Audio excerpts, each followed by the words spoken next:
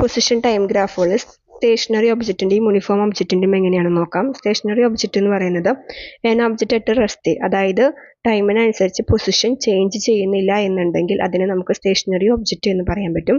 അതിൻ്റെ ഗ്രാഫ്, ഈ സ്റ്റേഷനറി ഒബ്ജക്റ്റിൻ്റെ പൊസിഷൻ ടൈം ഗ്രാഫ് എന്ന് പറയുന്നത് ഇവിടെ പൊസിഷൻ, ഇവിടെ time, it is a straight line parallel to the time axis. Time ആക്സിസിന് പാരലലായിട്ടായിരിക്കും വരിക. ഇനി position time graph of uniform motion എന്നാണ് പറയുന്നത്. Uniform motion means it covers equal displacement in equal intervals of time. അതായത് equal intervals of ടൈമിൽ equal displacement cover ചെയ്യുന്നുണ്ടെങ്കിൽ അതിനെ നമുക്ക് യൂണിഫോം മോഷൻ എന്ന് പറയാം. ഇതിൻ്റെ ഗ്രാഫ് എന്ന് പറയുന്നത്, അതിൻ്റെ പൊസിഷൻ ടൈം ഗ്രാഫ്, യൂണിഫോം മോഷൻ്റെ പൊസിഷൻ ടൈം ഗ്രാഫ് എന്ന് പറയുന്നത് straight line incline to the time axis ആണ്. Straight line incline to the time axis ഇതുപോലെ ആയിരിക്കും വരിക. ഇതിൻ്റെ സ്ലോപ്പ് എടുക്കുകയാണെന്നുണ്ടെങ്കിൽ നമുക്ക് എന്ത് കിട്ടും? വെലോസിറ്റി കിട്ടും. സ്ലോപ്പ് എടുത്താൽ നമുക്ക് വെലോസിറ്റി കിട്ടും.